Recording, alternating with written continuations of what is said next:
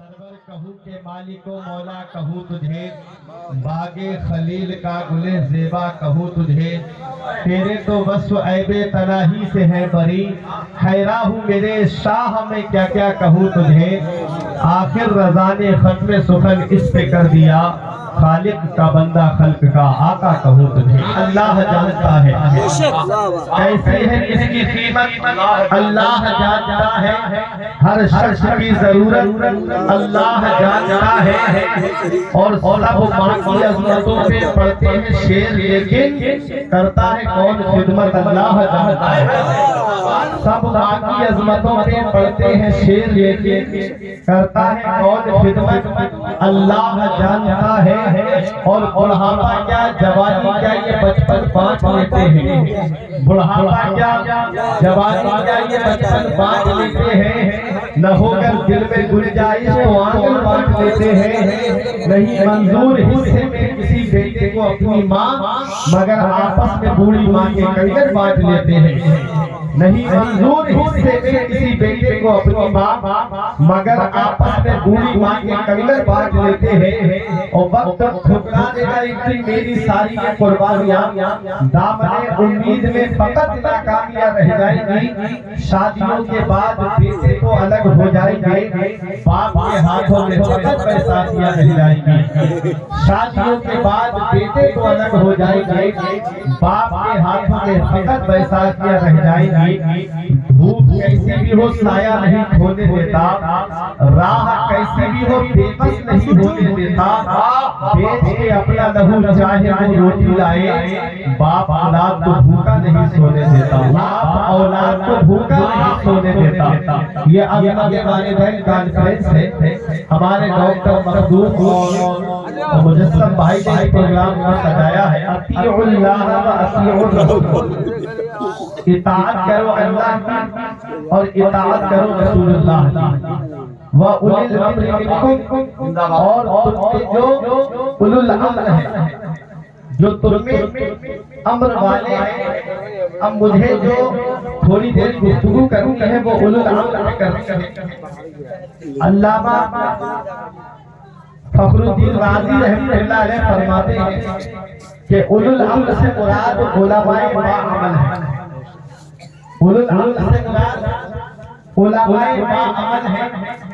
تو ہمیں اللہ کا حکم ماننا ہے، رسول اللہ کا حکم ماننا ہے، اور جو ہمارے باعمل علماء کرام ہیں ہمیں ان کا حکم ماننا ہے۔ ہمارے علماء باعمل جس چیز کا حکم دے رہے ہیں ہمیں وہ کام کرنا ہے، اور جس چیز سے رکنے کا حکم دے رہے ہیں ہمیں اس کام سے رک جانا ہے۔ تو علماء دو قسم کے ہوتے ہیں۔ میرے آقا حضور صلی اللہ علیہ وسلم نے ارشاد فرمایا، الا ان شر الشر شرار العلماء وان خیر الخیر خیار العلماء۔ علماء میں سب سے برے عالم ہیں، علماء شر میں سب سے برے عالم ہیں، اور علماء خیر میں سب سے بہتر اچھے اور ایک پرہیزگار عالم۔ ایک عالم حضرات، تو آپ پتہ کیسے چلے گا کہ کون عالم برا ہے اور کون عالم اچھا ہے، کون عالم کس عالم کے پاس ہمیں بیٹھنا چاہیے اور کس عالم سے ہمیں دور ہٹ جانا چاہیے۔ حالانکہ میرے آقا حضور صلی اللہ علیہ وسلم نے ارشاد فرمایا ہے کہ جب تم علم حاصل کرو تو علم حاصل کرنے سے پہلے علم دینے والے کو دیکھ لو، علم حاصل کرنے سے پہلے تعلیم دینے والے کو دیکھ لو کہ تعلیم دینے والا کیسا ہے۔ آج ہم اپنے بچوں کو مدارس میں بھیج دیتے ہیں، سنی مدارس سے ہٹا کر کے وہابیوں دیوبندیوں کے مدارس میں بھیج دیتے ہیں، تو ہم یہ سوچتے ہیں کہ ہمارا بچہ پڑھنے ہی تو گیا ہے۔ حضرات، صحبت کا اثر ہوتا ضرور ہے، جیسی صحبت میں رہو گے ویسا اثر ہوگا۔ نیکوں کی صحبت میں بیٹھو گے تو نیک بن جاؤ گے، بروں کی صحبت میں بیٹھو گے تو برے بن جاؤ گے۔ مولا علی شیر فرماتے ہیں صحبت کا اثر ہوتا ضرور ہے، اور اعلیٰ حضرت نے تو یہاں تک لکھا کہ रंग बेचने वाले के पास ना बैठो, अगरचे तुम रंग नहीं बेचते, लेकिन रंग उड़कर जब तुम्हारे कपड़ों पे लगेगा तो एक दिन आएगा कि लोग कहेंगे कि ये भी रंग बेचता है। ये एक मिसाल है। हजरात मतलब क्या है, बुरों के पास मत बैठो, अगरचे तुम बुरे नहीं हो, लेकिन जब तुम उनके पास में बैठोगे तो एक वक्त ऐसा आएगा, एक घड़ी ऐसी आएगी कि लोग तुमको जब बुरों के पास बैठा हुआ देखेंगे तो कहेंगे कि ये भी उन्हीं में से है। वो अंधेरा है की कदम रहा है। तो जैसी सोहबत में बैठेंगे वैसा असर होगा। आपने देखा होगा, शेख सादी ने भी गुलिस्ता के दीवाचे में लिखा है कि गुलाब का जहाँ पौधा लगा होता है वहाँ की मिट्टी भी गुलाब जैसी खुशबू देने लगती है। जहाँ गुलाब का पौधा होता है वहाँ मिट्टी के अंदर से भी गुलाब जैसी खुशबू आती है। तो मिट्टी से पूछा कि तेरे अंदर गुलाब कैसी खुशबू क्यों आई? तो मिट्टी कहती है मैं चंद दिन गुलाब की सोहबत में रही, इसलिए मेरे अंदर से भी गुलाब जैसी खुशबू आ रही है। आज हमको चाहिए कि हम नेकों के पास बैठे। नेकों के पास बैठोगे तो शरीयत की बातें मिलेंगी, इन उलमा के पास बैठोगे तो मसाइल शरइया जानने को मिलेंगी, और बुरों के पास बैठोगे तो इलेक्शन की बातें मिलेंगी, फिल्मों की बातें मिलेंगी, गानों की बातें मिलेंगी। इनके पास बैठोगे तो अल्लाह और उसके रसूल के फरमान आपको सुनने के लिए मिलेंगे। तो अब बताना मकसद ये है कि किस आलिम के पास हमें बैठना चाहिए और किस आलिम से हमें दूर रहना चाहिए। तो हजरात, जो आलिम हमको मस्जिद से दूर कर दे, हमें उस आलिम के पास नहीं बैठना है, और जो आलिम हमको मस्जिद के करीब ले जाए, हमें उसके पास में बैठना है। जो आलिम हमको रोजों से दूर कर दे, हमें उसके पास नहीं बैठना है। जिस आलिम का वजूद हमें रोजों से करीब कर दे, हमें उस आलिम के पास में बैठना है। अरे जो आलिम ये कहे कि हुजूर का मीलाद नहीं मनाना चाहिए, हमें उस आलिम की बात नहीं सुननी है। और जो आलिम ये कहे कि हश्र तक डालेंगे हम पैदाइश से मौला की धूम, मिसले फारिस नजदीके दिले गिराते जाएंगे, और खाक हो जाए अदू जलकर मगर हम तो रजा, दम ने जब तक दम है जिक्र उनका सुनाते जाए। उस आलिम के हमें करीब होना है। जो आलिम ये कहे कि जिनका नाम मोहम्मद या अली है, उन्हें पीठ पीछे की खबर नहीं है, हमें उसकी बात नहीं सुननी है, हमें उस आलिम की बात सुननी है। जो ये कहे कि और कोई गैब क्या तुमसे नेहा हो भला, जब ना खुदा ही छुपा तुम पे करो। जो आलिम ये कहे, जो आलिम ये कहे कि हुजूर सल्लल्लाहु ताला अलैहि वसल्लम को या कह के नहीं पुकारना चाहिए, हमें उसकी बात नहीं सुननी है। जो आलिम ये कहे कि नारा कीजिए या रसूल अल्लाह का, मुफलिसो सामाने दौलत कीजिए, गैज में जल जाए बेदीनों के दिल, या रसूल अल्लाह की कसरत कीजिए। हमें उस आलिम के करीब होना है। हजरात, जिस आलिम का वजूद दिलों से इश्क़ मुस्तफा को मिटा दे, हमें उस आलिम के पास नहीं जाना है। और जिस आलिम का वजूद हमारे दिलों को इश्क़ नबी का मदीना बना दे, हमें उस आलिम के पास जाना है। और जो ये पैगाम दे दे कि जहां बानी अता कर दे, भरी जन्नत हिबा कर दे, नबी मुख्तार कुल है जिसको जो चाहे अता कर दे। हमें उस आलिम के करीब होना है। जैसी सोहबत में रहोगे वैसा ही असर होगा। नेकों की सोहबत में बैठोगे तो नेक बन जाओगे, बुरों की सोहबत में बैठोगे तो बुरे बन जाओगे। मौलाना रूम फरमाते हैं, सोहबते सालिहा तुरा साले कुनत, सोहबते तालिहा तुरा ताले कुनत। नेकों की सोहबत नेक बना देती है और बुरों की सोहबत बुरा बना देती है। आज जो हम तनज़्ज़ुली के शिकार होते जा रहे हैं, आज जो हम तबाही के दहाने तक पहुंचते जा रहे हैं, ये उलमाए किराम से दूरी की वजह है। आज हम उलमा से दूर होते जा रहे हैं, आज हम उलमा से दूरी इख्तियार करते जा रहे हैं। जब तक कौम अपने मामलात में उलमा को आगे रखती रही, तब तक ये कौम के सामने कामयाबी इसके कदम चूमती रही। जब से हमने अपने अकाबिर को अपना गुलाम बनाना शुरू कर दिया, अपने पेशवा को अपना गुलाम समझना शुरू कर दिया, तब से हम तरह तरह की परेशानियों में गिरफ्तार हो गए। आओ मैं आज ये अज़मत वालिदैन कॉन्फ्रेंस है, इस कॉन्फ्रेंस में कुछ پیغام دے کر کے جانا چاہتا ہوں۔ آج ہم نہ اللہ کی فرما برداری کر رہے ہیں، نہ رسول اللہ کے حکم کی فرما برداری کر رہے ہیں، نہ اپنے علماء کے حکم کی فرما برداری کر رہے ہیں۔ اگر آج ہم اپنے رب کا کہنا مان رہے ہوتے تو ہماری مسجدیں سونی نہیں ہوتی، ہمارے مدرسے ویران نہیں ہوتے۔ ہم اپنے رب کا حکم مان رہے ہوتے تو ہمارے چہرے اسلامی ہوتے، ہمارا لباس اسلامی ہوتا، ہمارا کلچر اسلامی ہوتا، ہمارے گھر کا ماحول اسلامی ہوتا۔ آج 10-15 لوگوں کا پریوار میرے گھر میں ہے، کبھی دل میں یہ خیال نہیں آتا کہ آج سب لوگ بیٹھ کر کے اللہ اور اس کے رسول کی باتیں کر لیں۔ سامنے LCD لگی ہوئی ہے، پورے کا پورا گھر سامنے بیٹھ کر کے فلمیں دیکھ رہا ہے۔ حضرات، میرے آقا نے اب سے 1450 سال پہلے قرب قیامت کی 72 نشانیاں بیان فرمائی۔ در منصور میں سورہ محمد کی تفسیر میں نے پڑھا، کیا فرمایا میرے آقا نے؟ ان میں سے 3 نشانیاں میں آپ کے سامنے بیان کر رہا ہوں۔ مدینے والے مصطفیٰ نے نشانیاں تو 72 بیان فرمائی ہے، لیکن ان میں سے 3 نشانیاں بیان فرما رہا ہوں۔ میرے آقا ارشاد فرماتے ہیں، حلت المصاحف وطبلت المنائر وصبرت المساجد۔ آقا ارشاد فرماتے ہیں، قرآن بہترین جلدوں میں ہوگے، قرآن سجے ہوئے ہوگے، ان کو پڑھنے والا کوئی نہیں ہوگا۔ وصبرت المساجد، اور مسجدیں بہت زیادہ سجی ہوئی ہوگی، مسجدوں کے اندر بہت زیادہ ڈیکوریشن ہوگا، اور مینار اونچے اونچے ہوگے، اور مسجدیں نمازیوں سے خالی ہوگی۔ آج ہم اپنے نامہ اعمال کا جائزہ لیں تو مسجد کے دروازے پہ بیٹھ کر کے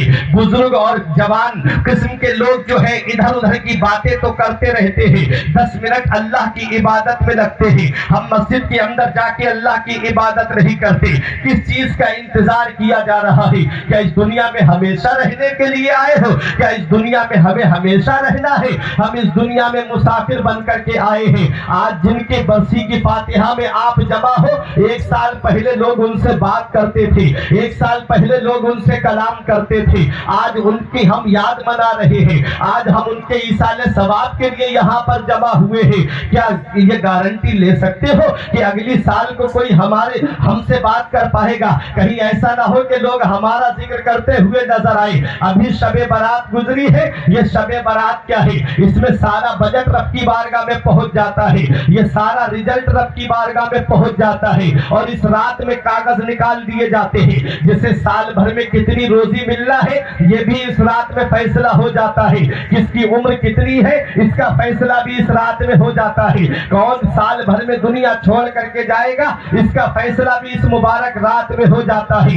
ایسی برکت والی رات آئی، ایسی عظمت والی رات آئی، ہم نے ایسی برکت والی رات کو موٹر سائیکل کی نظر کر دیا، ادھر ادھر گاڑی گھما کر کے ٹہلنے کی نظر کر دیا۔ یہ آج حال ہمارے معاشرے کا ہو گیا ہے۔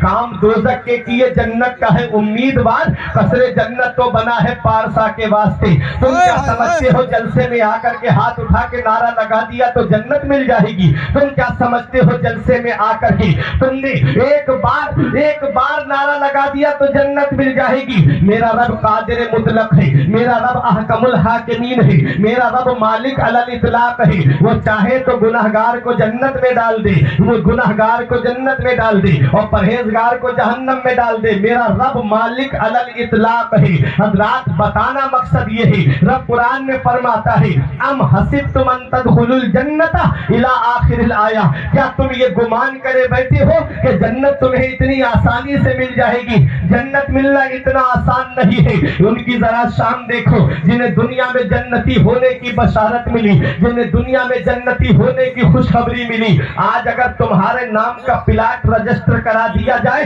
تمہارے نام کی پلاٹ کی رجسٹری ہو جائے، سینہ تان کے کھڑے ہو کے کہتے ہو کہ یہ پلاٹ میرا پلاٹ ہے۔ ان کی شان دیکھو جنہیں دنیا والے عثمان غنی کے نام سے جانتے ہیں۔ اتنا بڑا مقام کسی اور صحابی کو نہیں ملا جو حضرت عثمان غنی کو ملا ہے کہ نبی کی 2 شہزادیاں حضرت عثمان غنی کے نکاح میں آئی ہیں، انہیں ذوالنورین جامع القرآن کہا جاتا ہے۔ وہ حضرت عثمان غنی جب قبرستان کے قریب سے گزرتے खड़े होके इतना रोते, आंखों से आंसू टपकते, दाढ़ी भीग जाती, आंसू जमीन पे गिरने लगते।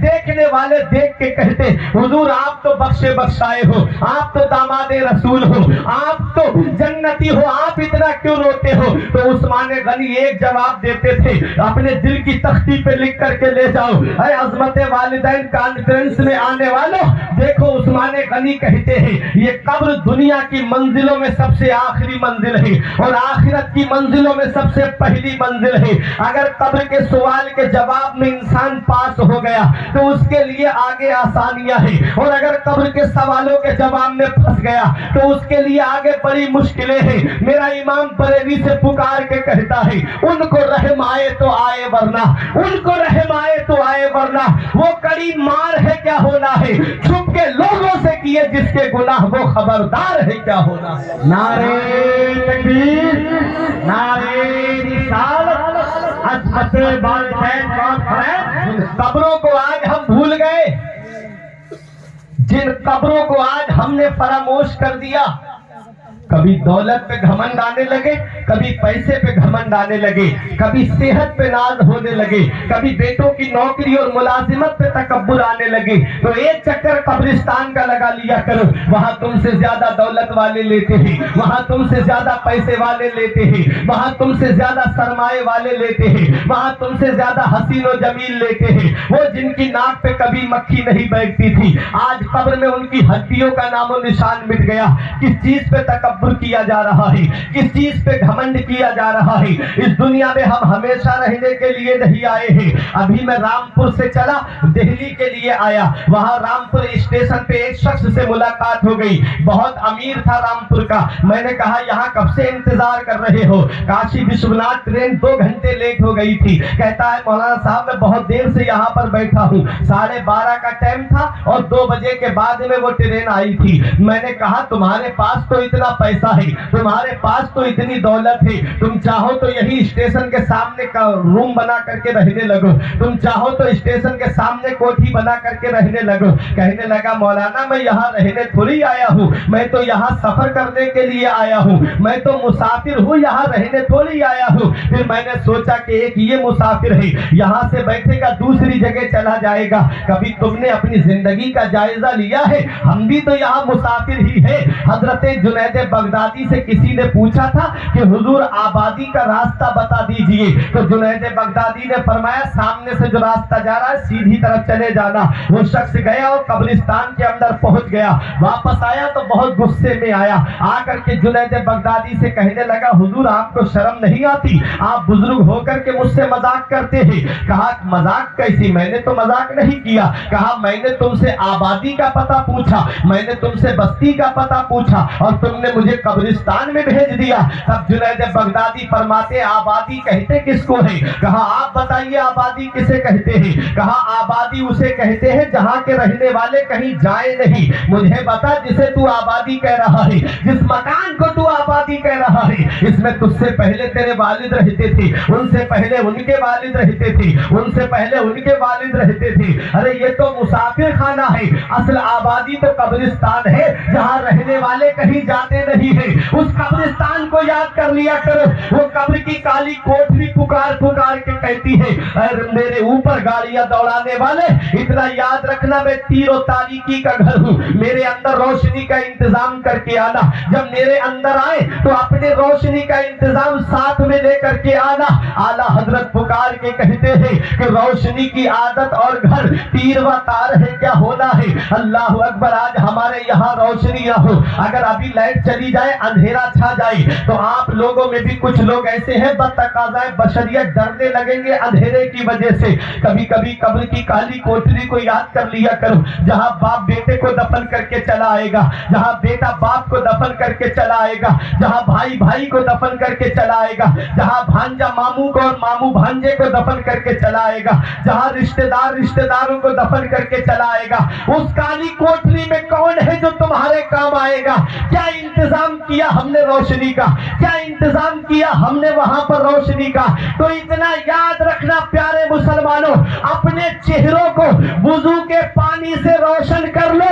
उलमाए किराम फरमाते हैं जब इंसान नमाज نماز پڑھنے کے لیے وضو کرتا ہے تو جو اعضا وضو میں دھوئے جاتے ہیں وہ اعضا قبر کے اندر روشنی کا کام کرتے ہیں۔ زندہ باد۔ حق نمائی سے کبھی دور نہیں ہو سکتا، حق نمائی سے کبھی دور نہیں ہو سکتا، غیر کے سامنے مجبور نہیں ہو سکتا۔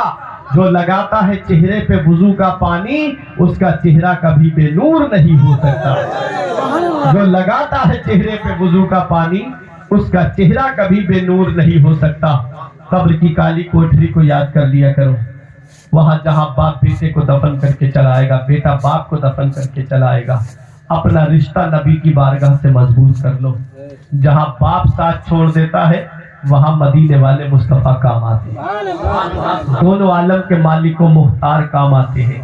اور جب آقا کی آمد ہوگی میرا امام کہتا ہے قبر میں لہرائیں گے تا حشر چشمے نور کے، قبر میں لہرائیں گے تا حشر چشمے نور کے، جلوہ فرما ہوگی جب طلعت رسول اللہ۔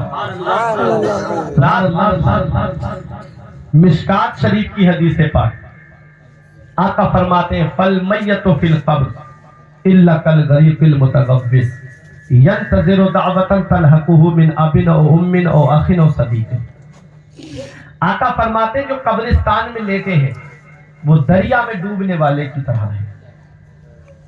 جو قبرستان میں لیٹے ہیں وہ دریا میں ڈوبنے والے کی طرح ہے۔ ینتظر دعوتا، انتظار کر رہے ہیں دعا کا، انتظار کر رہے ہیں کس کا؟ دعا کا انتظار کر رہے ہیں۔ تلحقہ من اب او ام او اخ او صدیق، باپ بیٹے کی دعا کا انتظار کر رہا ہے، بیٹا باپ کی دعا کا انتظار کر رہا ہے، بیٹا ماں کی دعا کا انتظار کر رہا ہے، ماں بیٹے کی دعا کا انتظار کر رہی ہے، بھائی بھائی کی دعا کا انتظار کر رہا ہے، دوست دوست کی دعا کا انتظار کر رہا ہے۔ کبھی آپ نے دیکھا ہے دریا میں ڈوبنے والے کی حالت کیا ہوتی ہے؟ وہ پکارتا ہے مجھے بچا لو، مجھے بچا لو۔ مثال بولتے نا کہ ڈوبنے والے کو تنکے کا سہارا کافی ہے۔ تو ڈوبنے والا جو ڈوبتا ہے تو انتظار کرتا ہے میرا باپ مجھے ہاتھ دے کے سہارا دے کے باہر کھینچ لیتا، یا میرا بیٹا آ کے مجھے سہارا دے دیتا، یا میرا بھائی مجھے سہارا دے دیتا، یا میرے رشتہ دار آ کے مجھے سہارا دے دیتے، یا میرے دوست آ کر کے مجھے سہارا دے دیتے۔ آج ہم جن اپنے عزیزوں کو بھول گئے وہ قبر میں لیٹے لیٹے انتظار کرتے ہیں۔ اعلیٰ حضرت عظیم البرکت نے ماں باپ کے حقوق جو بیان فرمائے ہیں ان حقوق میں سے ایک حق یہ بھی بیان فرمایا ہے کہ اگر ماں باپ کا انتقال ہو جائے تو اولاد اپنے ماں باپ کے لیے مغفرت اور بخشش کی دعا کرتی ہے۔ یہ حق ہے ماں باپ کا انتقال کے بعد بھی جو باقی رہتا ہے کہ اولاد کو چاہیے کہ وہ اپنے ماں باپ کے لیے مغفرت اور بخشش کی دعا کرتی رہے۔ اب ایک بہت اہم بات بتاؤں آپ کو، اپنی اولاد کو اس حال میں چھوڑ کر کے جاؤ تاکہ مرنے کے بعد تمہاری اولاد تمہارے لیے ایصال ثواب کرتی نظر آئے۔ اپنی اولاد کو مسجد کا رخ کراؤ، اپنی اولاد کو مدرسوں میں بھیجو، اپنی اولاد کو دینی تعلیم دو، کیونکہ اولاد کے پاس جب دینی تعلیم ہوگی اور جب نماز پڑھے گی تو دعا کرے گی ربنا اغفر لی ولوالدی وللمؤمنین یوم یقوم الحساب، اے اللہ مجھے بخش دے اور میرے ماں باپ کو بخش دے اور تمام مومنین کو بخش دے۔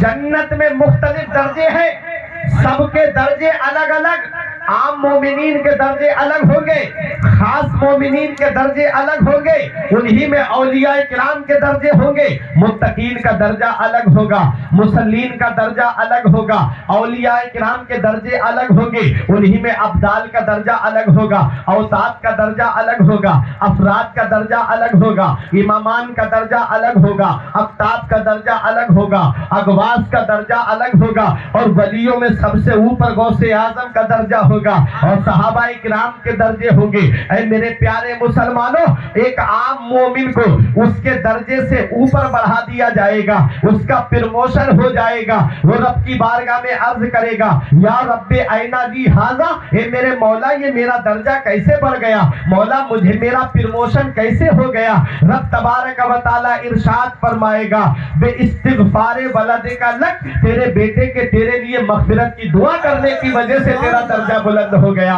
تیرے بیٹے کے مغفرت کی دعا کرنے کی وجہ سے تیرا درجہ بلند ہو گیا ہے۔ تو اے میرے پیارے مسلمانوں، اپنی اولاد کو اس حال میں چھوڑ کر کے جاؤ، کہیں ایسا نہ ہو کہ وہ گانے سن کر کے زندگی گزاری، وہ فلمیں دیکھ کر کے زندگی گزاری، وہ ادھر ادھر نظریں گندی کر کے زندگی گزاری، وہ جوئے اور شراب کی لت لگ جائے اس میں زندگی کو گزاری۔ اس حال میں اپنی اولاد کو چھوڑ کر کے جاؤ کہ وہ خود بھی نماز پڑھے اور دوسروں کو بھی نماز کا حکم دیتی رہے، خود بھی قرآن کی تلاوت کرے اور گھر والوں کو بھی قرآن پڑھنے کے لیے کہتی رہے۔ اپنی اولاد کو دینی تعلیم دے کر کے جاؤ کہ جب دینی تعلیم ان کے پاس میں ہوگی، قرآن کا علم ان کے پاس ہوگا، شریعت کا علم ان کے پاس میں ہوگا، تو تم قبر کے اندر لیٹے ہوگے، وہ زمین کے اوپر تمہارے لیے مغفرت کی دعا کرتا ہوگا، وہ دعا زمین پہ کرے گا، اللہ تم کو وہاں بخش دے گا۔ نعرہ تکبیر، نعرہ رسالت، عظمت والدین پاک برہم، نعرہ تکبیر۔ اس لیے نیک عمل کرو اور اولاد کو دینی تعلیم سکھاؤ۔ ماں باپ کے حقوق جہاں اولاد کے اوپر ہے، وہاں اولاد کے بھی حق ماں باپ کے اوپر ہے۔ آقا نے فرمایا ادبوا اولادکم علی ثلاث خصال، اپنی اولاد کو 3 باتیں سکھاؤ۔ حب نبیکم، اپنے نبی کی محبت ان کے دل میں ڈال دو، وحب اہل بیت ہی، اور میرے اہل بیت کی محبت ان کے دل میں ڈال دو، قراءۃ القرآن، اور انہیں قرآن پڑھنا سکھاؤ۔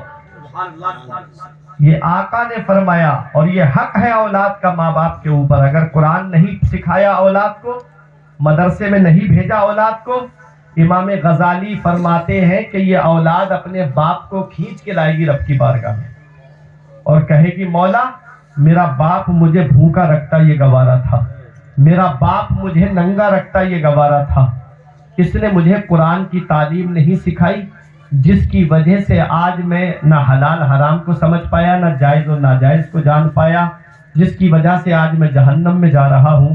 میں تنہا نہیں جاؤں گا، اپنے ساتھ اپنے باپ کو لے کے جاؤں گا۔ اللہ اکبر۔ دولت اولاد کے لیے جمع کر کے گئے، بلڈنگ اولاد کے لیے بنا کے گئے، سرمایہ اولاد کے لیے جمع کر کے گئے، اور قرآن کی تعلیم اسے نہیں سکھائی، مدرسے میں نہیں بھیجا قرآن پڑھنے کے لیے، وہی اولاد جہنم میں لے جانے کا ذریعہ بن گئی۔ اس لیے میرے عزیزو، یہ دنیا چند دن کی ہے، ہمیشہ نہیں رہنا اس دنیا میں۔ اس حال میں دنیا سے جاؤ کہ جب جنازہ اٹھے تو اولاد بٹوارے کی لڑائی کرتی نظر نہ آئے، بلکہ سرہانے بیٹھ کے سورہ یاسین کی تلاوت کرتی ہوئی نظر آئے، اولاد قرآن پڑھتی ہوئی نظر آئی۔ آقا فرماتے ہیں جو قبرستان میں لیتے ہیں وہ دریا میں ڈوبنے والے کی طرح ہے، وہ انتظار کر رہے ہیں۔ کس کا انتظار کر رہے ہیں؟ باپ ہے تو بیٹے کی دعا کا انتظار کر رہا ہے، بیٹا ہے تو باپ کی دعا کا انتظار کر رہا ہے، ماں بیٹے کی دعا کا انتظار کر رہی ہے، بیٹا ماں کی دعا کا انتظار کر رہا ہے، بھائی بھائی کی دعا کا انتظار کر رہا ہے، اور دوست دوست کی دعا کا انتظار کر رہا ہے۔ اور جب اس کے لیے ایصال ثواب کیا جاتا ہے تو دنیا وما فیہا سے سب سے زیادہ بہتر چیز وہ ایصال ثواب ہوتا ہے اس کے لیے۔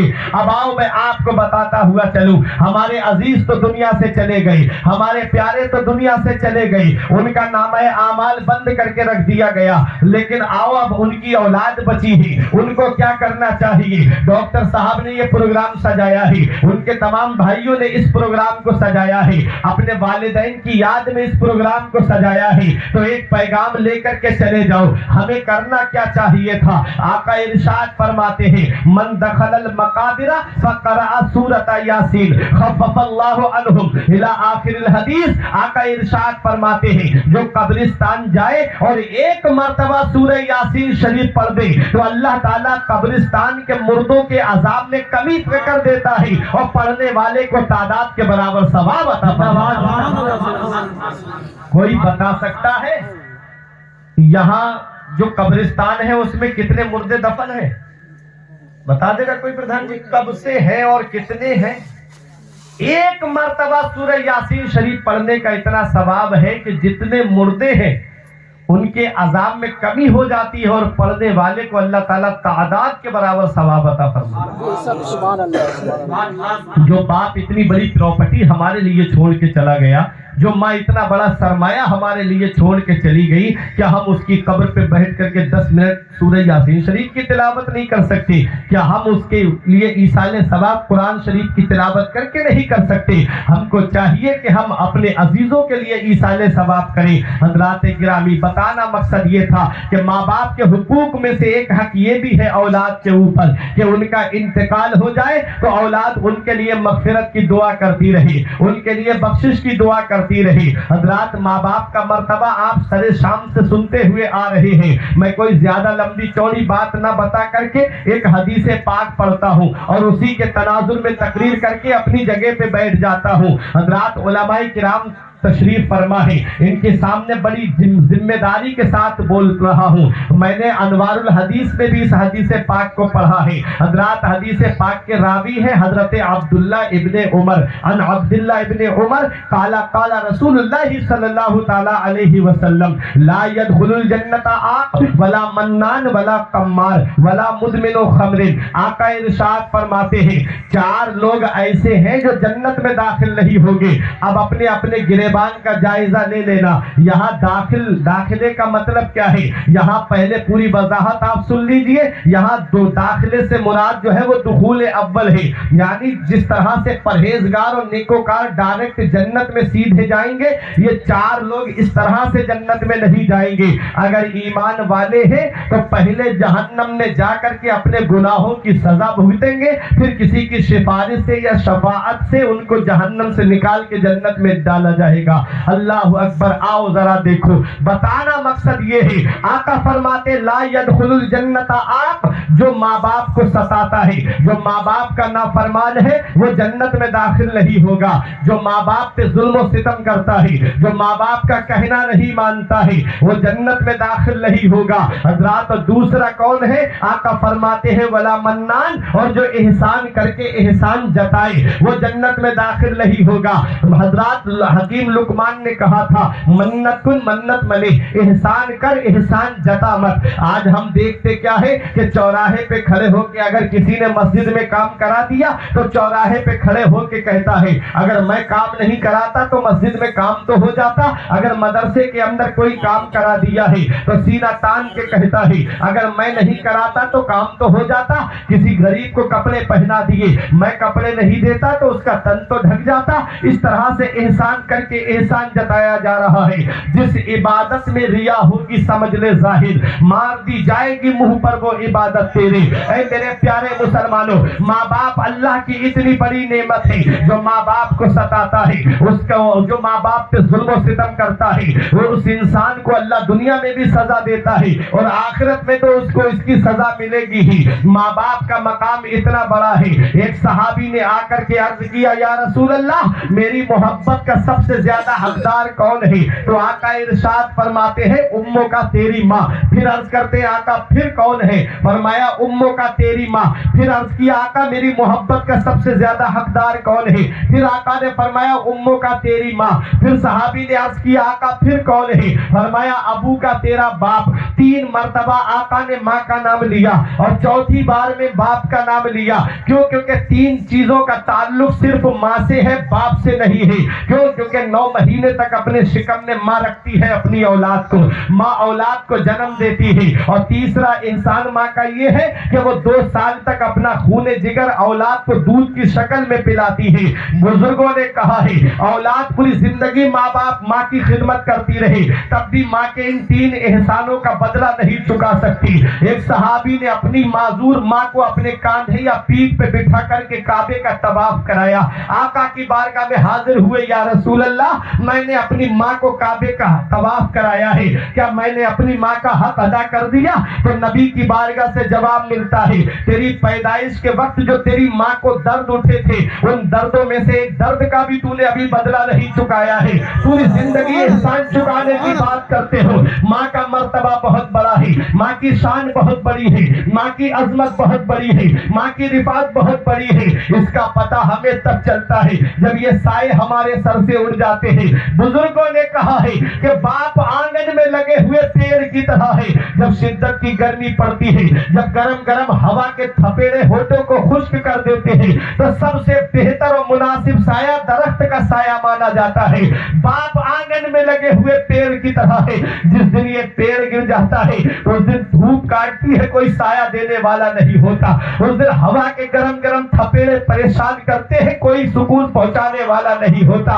इसी को जिया शायर ने कहा था, ऐ जिया माँ बाप के साए की ना कदरी न कर, ऐ जिया माँ बाप के साए की ना कदरी न कर। धूप काटेगी बहुत जब ये शजर गिर जाएगा। जिस दिन ये पेड़ आंगन से गिर जाएगा, उस दिन चराग लेके भी ढूंढोगे तो बाप जैसा प्यार करने वाली शख्सियत नहीं मिलेगी, माँ जैसी मोहब्बत करने वाली शख्सियत नहीं मिलेगी। बाप क्या है इसका अंदाजा आप इससे लगाइए। कभी अपने बूढ़े बाप की हथेली देख लिया करो कि अब्बा मेरे हाथों की लकीरें तो नजर आ रही है, तुम्हारे हाथ की लकीरें कहाँ चली गई। मैंने पूछा अपने अब्बा से तो यही जवाब मिला था, बेटा तुम्हारी तकदीर बनाते बनाते हमारे हाथ की लकीरें मिट गई। बाप क्या नहीं करता है अपनी औलाद के लिए, बाप कौन सी कुर्बानी नहीं देता है अपनी औलाद के लिए, बाप कौन सी मंजिल से नहीं गुजरता है अपनी औलाद के लिए। जिस औलाद को व्हाट्सएप चलाने से फुर्सत नहीं मिलती, जिस औलाद को यूट्यूब देखने से फुर्सत नहीं मिलती, जिस औलाद को फेसबुक पे गंदी तस्वीरें देखने से फुर्सत नहीं मिलती, जो औलाद इंस्टाग्राम पे घंटों वक्त बर्बाद करती रही, वो क्या जानेगी कि बाप ने उसके लिए क्या किया है। वो क्या जानेंगे कि माँ ने उनके लिए कैसे रातों की नींदें कुर्बान की है।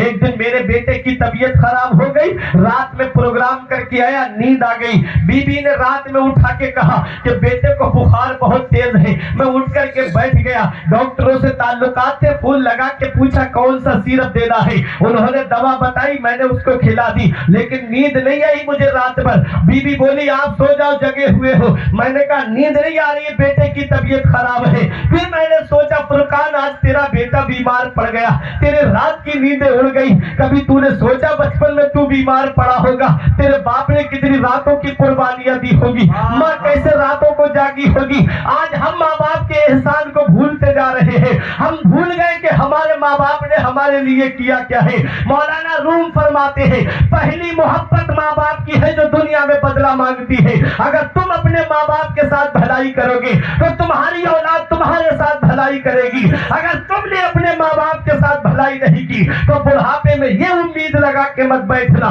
कि तेरी औलाद तेरा सहारा बन जाएगी। बाप क्या नहीं करता है अपनी औलाद के लिए। कभी तुम्हें देखना हो कि बाप ने कैसी कुर्बानी दी है तो कभी कभी चले जाया करो बहादुरगंज की तरफ, या कभी कभी किशनगंज की तरफ चले जाया करो, या चौराहे पे तुम्हारे इलाके में जो कस्बा हो या जिला अररिया है, यहाँ चले जाया करो। देखा करो कि फलों का ठेला लगा के शिद्दत की गर्मी में खड़ा होने वाला एक बाप है जो पूरे दिन धूप में जलता रहता है और फलों के ठेले पे खड़ा रहता है ताकि थोड़े पैसे जमा हो जाए, मेरे बेटे के लिए काम आएंगे, मेरे बेटे के खर्चे के लिए काम आएंगे। अरे ये फलों का ठेला लगाने वाला एक बाप ही तो है, ये रक्षा चलाने वाला एक बाप ही तो है, ये ऑटो रिक्शा लेकर के गलियों में घूमने वाला एक बाप ही तो है जो कभी पुलिस वालों के डंडे खा रहा है, कभी जो है दूसरों की गालियां खा रहा है। अगर किसी के पैर पर रक्शे का पहिया चढ़ गया तो उसे थप्पड़ भी खाना पड़ रहे हैं। क्या वो नहीं अपने घर में आराम से बैठ सकता है? लेकिन औलाद की मोहब्बत है जो बाप को गलियों में घुमा रही है, औलाद की मोहब्बत है जो बाप को पूरे दिन गर्मी में खड़ा कर रही है, ये औलाद की मोहब्बत है जो बाप को पूरे दिन जो है वहीं पर शिद्दत की गर्मी में दूसरों के यहाँ मजदूरी करने पे मजबूर कर रही है। खेतों में काम करने वाला एक बाप ही तो है। तुम तो घर में मोबाइल चला रहे हो आराम से, वो 3-3 मंजिल पे सर पे ईंटें लेकर के चढ़ रहा है, ये एक बाप ही तो है। हमने कहा आप इतनी उम्र पे काम क्यों करते हो? कहते मौलाना मेरा बेटा फला कॉलेज में पढ़ रहा है, मेरा बेटा फला यूनिवर्सिटी में तालीम हासिल कर रहा है, उसकी कॉलेज की फीस कहाँ से भरूंगा, उसकी स्कूल की फीस कहाँ से भरूंगा। ये कॉलेज की फीसें भरने वाला एक बाप है, ये यूनिवर्सिटी की फीसें भरने वाला एक बाप है। आज वही बाप बुढ़ापे की दहलीज पे पहुंचा, बेटा 4 पैसे क्या کمانے لگا، اس نے ماں باپ کا بستر گھر سے باہر کر دیا، خود کے کمرے میں اے سی چل رہا ہے، اور باپ ہے کہ جھوپڑی میں ہاتھ والے پنکھے سے ہوا کر کے گزارا کر رہا ہے، خود کے کمرے میں جالوں میں گرم ہیٹر کا انتظام ہے، باپ ہے کہ بیٹھ کر کے رضائی کے اندر ٹھٹر ٹھٹر کر کے اللہ کا شکر ادا کر رہا ہے کہ مولا میرا بیٹا خوش ہے تو میں خوش ہوں۔ آج وہی اولاد، ایک ماں باپ 5-6 لڑکوں کو پال لیتے ہیں، 5-6 لڑکوں سے ایک ماں باپ نہیں بنتے ہیں، بڑھاپے میں ان کا بٹوارا کر دیا جاتا ہے۔ کیا اسی دن کے لیے ماں باپ نے اولاد کو جوان کیا تھا؟ کیا اسی دن کے لیے ماں باپ نے اولاد کو پالا تھا؟ کیا اسی دن کے لیے ماں باپ نے اولاد کے لیے راتوں کی نیندیں قربان کی تھی؟ کون سا منہ لے کے جاؤ گے محبوب داور کے سامنے؟ کون سا چہرہ لے کر کے جاؤ گے شافع محشر کے سامنے؟ صحابی نے عرض کیا یا رسول اللہ میرے ماں باپ میرے لیے کیا ہے؟ آقا ارشاد فرماتے ہیں ہما جنتوں کا ہما ناروں کا، وہ جنت بھی ہے وہ جہنم بھی ہے۔ اگر ماں باپ کی خدمت کرو گے، ماں باپ کی فرما برداری کرو گے، اللہ جنت عطا فرمائے گا، ماں باپ کی نافرمانی کرو گے اللہ جہنم میں ڈالے گا۔ نعرہ رسالت، عظمت والدین کانفرنس، حضرت علامہ فرقان رضا صاحب کیلا، نعرہ تکبیر، نعرہ رسالت۔ یہ ماں باپ کی قدر کر لو، ماں باپ کی خدمت کر لو۔ ماں باپ اللہ کی بہت بڑی نعمت ہے۔ جس دن یہ سایہ سر سے اٹھ گیا اس دن چراغ لے کے بھی ڈھونڈو گے تو ماں باپ جیسا پیار کرنے والی شخصیتیں نہیں ملے گی، ماں باپ جیسی محبت کرنے والی شخصیت نہیں ملے گی۔ آج جس دور میں ہم زندگی گزار رہے ہیں یہ ملاوٹ کا دور ہے۔ آپ کو دودھ میں بھی ملاوٹ ملے گی، دال میں بھی ملاوٹ ملے گی، چاول میں بھی ملاوٹ ملے گی، تیل میں بھی ملاوٹ ملے گی، گھی میں بھی ملاوٹ ملے گی۔ اس ملاوٹی دور میں صرف ماں باپ کی محبت ایسی ہے جس میں کوئی ملاوٹ نہیں ہوتی، جو سچے دل سے اپنی اولاد سے محبت کرتے، جو سچے دل سے اپنی اولاد سے پیار کرتے۔ آج وہی ماں باپ بڑھاپے کی دہلیز پہ پہنچے جب ان کو ہمارے سہارے کی ضرورت پڑی، سپورٹ کی ضرورت پڑی، ہم اپنا بستر ان سے الگ لے گئے، بیٹا الگ اپنی زندگی گزار رہا ہے۔ آؤ میں آپ کو ایک حدیث پاک سناتا ہوں۔ یمن کے نوجوان صحابی آئے آقا کی بارگاہ میں، یا رسول اللہ میں یمن سے آیا ہوں اور مدینہ شریف میں آیا ہوں، اب واپس نہیں جاؤں گا، آپ کی بارگاہ میں رہوں گا۔ آقا نے ارشاد فرمایا حل لکا ابوایا، کیا تمہارے ماں باپ زندہ ہیں؟ صحابی نے عرض کیا ہاں یا رسول اللہ ماں باپ تو زندہ ہیں۔ فرمایا کیا اجازت لے کے آئے ہو؟ کہتے ہاں یا رسول اللہ میں پوچھ کے آیا ہوں۔ فرمایا یہ بھی بتایا کہ اب بیٹا واپس نہیں آئے گا؟ تو کہا ہاں یا رسول اللہ میں نے یہ بھی بتایا کہ اب ان کا بیٹا واپس نہیں آئے گا۔ مدینے والے مصطفیٰ نے ارشاد فرمایا کہ جب تم نے یہ کہا کہ تم واپس نہیں آؤ گے تو ماں باپ کی حالت کیسی تھی؟ وہ ہنس رہے تھے کہ رو رہے تھے؟ صحابی نے رو کے عرض کیا یا رسول اللہ جب میں نے یہ کہا کہ میں واپس نہیں آؤں گا، جتنی زندگی بچی ہے مدینے میں گزاروں گا، وصال ہو گیا تو مدفن مدینے میں بنے گا، تو میرے آقا جب میں نے اتنا کہا تو میرے ماں باپ گلے لگ کے پھوٹ پھوٹ کر کے رو رہے تھے، ماں باپ پھوٹ پھوٹ کر کے رو رہے تھے۔ آقا کو جلال آ گیا، اٹھ کے کھڑے ہو گئے۔ حدیث پاک کے الفاظ ہیں، آقا فرماتے ارجع الیہما فادھکہما کما ابکیتہما، اے میرے صحابی واپس چلے جاؤ، جہاں سے آئے ہو وہی لوٹ کے چلے جاؤ، اور جیسے ماں باپ کو رلا کے آئے ہو ویسے انہیں ہنسا دو، وہ یمن میں خوش ہو جائیں گے، تیرا نبی تجھ سے مدینے میں راضی ہو جائے گا۔ اور ماں باپ کو ستا کر کے بغداد کے چکروں پہ چکر لگانے والوں، ماں باپ پہ ظلم و ستم کر کے اجمیر کی بڑی دیگ میں پیسے ڈالنے والوں، ادھر ماں باپ ایک ایک پیسے کے لیے پریشان ہے، ادھر ماں باپ دوائی کے لیے پریشان ہے، اور بیٹا ہے کہ اجمیر کی بڑی دیگ میں پیسے ڈال کر آ رہا ہے۔ اتنا یاد رکھنا، حدیث پاک میں ہے آقا فرماتے ہیں جس سے اس کے ماں باپ راضی ہے اس سے اللہ راضی ہے، اس کا رسول راضی ہے، اور جس سے ماں باپ ناراض ہے اس سے نہ اللہ راضی ہے نہ اس کا رسول راضی ہے۔ اگر گھر میں ماں باپ راضی ہے ہاتھ اٹھا کے دعا کر دیں گے، اللہ تیرے گھر میں اتنی برکتیں عطا فرمائے گا کہ نسلیں کھائیں گی تب بھی وہ برکت ختم نہیں ہوگی۔ اس لیے ماں باپ کو راضی کر لو، ماں باپ کی خدمت کر لو۔ یہ عظمت والدین کانفرنس ہے. ڈاکٹر صاحب نے اور ان کے بھائیوں نے اپنے والدین کی یاد میں اس پروگرام کو سجایا ہے. دعا کرو پروردگار عالم جن کے والدین کو جنت الفردوس میں اعلیٰ سے اعلیٰ مقام عطا فرمائے، ان کے درجات میں بلندی عطا فرمائے. حضرات تو میں نے حدیث پڑھی، آقا فرماتے ہیں کہ لا يدخل الجنت آق، جو ماں باپ کا نافرمان ہے وہ جنت میں نہیں جائے گا، احسان جتانے والا جنت میں نہیں جائے گا. آقا فرماتے ولا قمار، اور جوا کھیلنے والا جنت میں نہیں جائے گا. اب وہ جوا چاہے لوڈو کے ذریعے کھیلا جائے، چاہے وہ جنگلی رمی کے نام پہ جوا کھیلا جائے، چاہے پیسے شطرنج میں لگا کر کے کھیلے جائیں. حضرات گرامی جواری کے بارے میں امام غزالی فرماتے ہیں قیامت کے دن جب جواری آئے گا تو اس کے یہ ہاتھ خنزیر کے خون میں سنے ہوئے ہوں گے. وہاں تو نبی سے مصافحہ کرنا ہے، وہاں مولا علی سے مصافحہ کرنا ہے، وہاں تو امام حسن اور حسین سے مصافحہ کرنا ہے، وہاں تو غوث اعظم ہوں گے، وہاں تو غریب نواز ہوں گے. اب مجھے بتاؤ پیارے مسلمانوں، جب یہ ہاتھ خنزیر کے خون میں سنے ہوئے ہوں گے تو کیا ان ہاتھوں سے ہم مصافحہ کر پائیں گے؟ آج کتنے گھر برباد کر دیے جوئے نے، کتنی پراپرٹی تباہ کر دی گئی، آج کتنے گھر برباد ہو گئے، جوئے کی نظر ہو گئے. اے میرے پیارے مسلمانوں، یہ جوا جو ہے یہ ایسی لت ہے، اس جوئے نے نہ جانے کتنے گھروں کو تباہ و برباد کر دیا. ادھر گھر میں بیٹیاں شادی کے لیے بیٹھی ہیں، گھر میں بہنیں شادی کے لیے بیٹھی ہیں، اور یہ صاحب جوئے میں پیسے لٹا کر کے آ رہے ہیں.